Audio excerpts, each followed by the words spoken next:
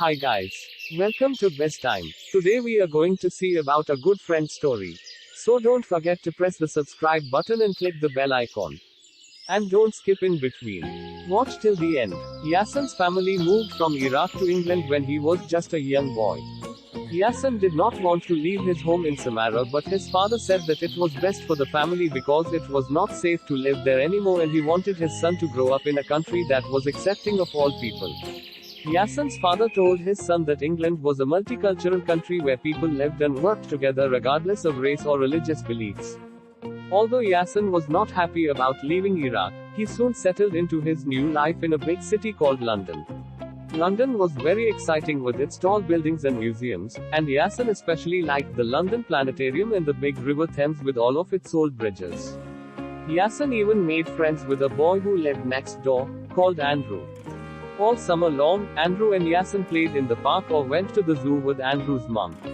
Andrew shared his toys and his comics with Yasin and told him all about his favorite superheroes. They even built a camp in Yasin's back garden where they would hide from the grown-ups. The summer was a fun time and young Yasin soon felt quite at home in London, even though it was a very big city and not nearly as sunny and hot as it was in Samarra.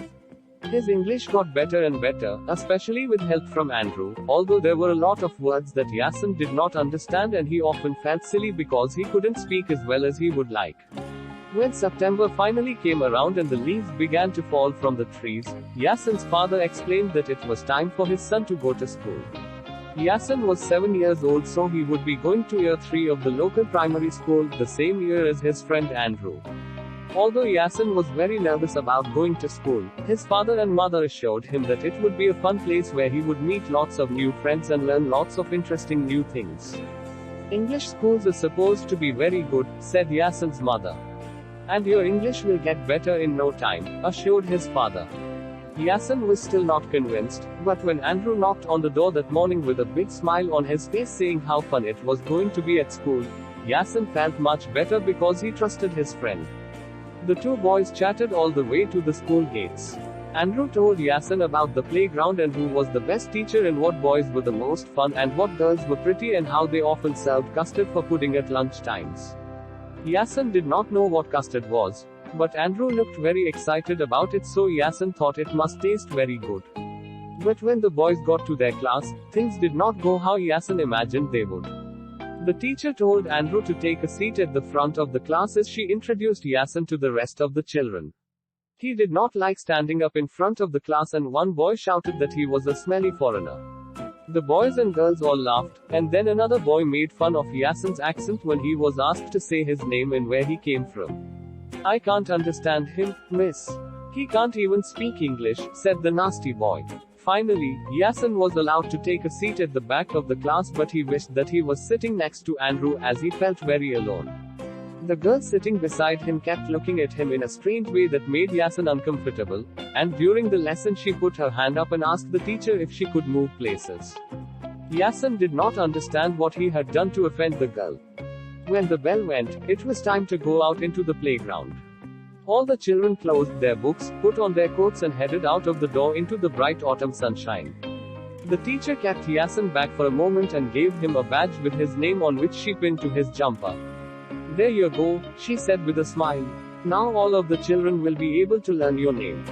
Yasin thought that the badge looked silly, and when he went out into the playground all of the children began pointing and laughing. You've got a girl's name, said a small boy with blonde curly hair. Yasin wanted to explain that it was not a girl's name, but he was too nervous. When Yasin got nervous, his English was not very good and the words always got stuck in his throat. He was very sad and wanted to run out of the playground back to his mother and father and never return to school again. But just as he was about to run, he heard a familiar voice. Hi Yasin. And when he looked up, there was Andrew standing right beside him. Andrew looked at the children gathered around and shook his head. What's wrong with you lot? He asked. I told my friend Yasin that school was fun. Why are you ruining it for him? He is different, said a very tall girl who was standing at the front of the crowd. So are you, said Andrew. You are the tallest girl in the whole school and you don't like it when people make fun of you, do you? Then Andrew looked at the boy with the curly hair. And you don't like it when people say that you have girl's hair, he said to the boy.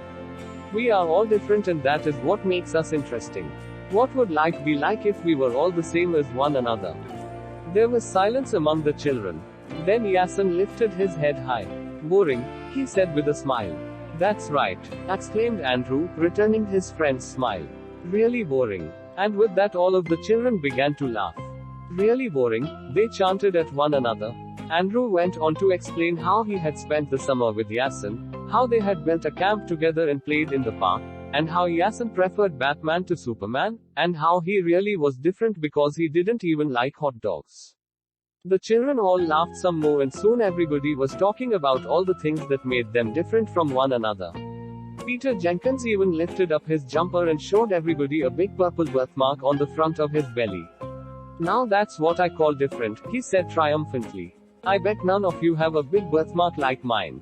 When break time was over, Andrew put his hand up in class and suggested to the teacher that they should spend the lesson talking about how great it was that everybody was so different from everybody else, and how people came to England from all over the world to begin a new life just like his friend Yasin.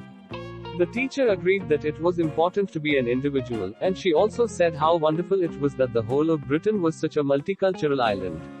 Yasin wrote these two words down in his book and promised himself that he would learn them both and remember them always. He also wrote the word friend in his book. He already knew what that meant, but he just wanted to write it down because he felt so lucky to have a good friend like Andrew who stood up for people and did not judge them just because they were different. Okay friends, thank you for watching. So don't forget to subscribe for upcoming videos.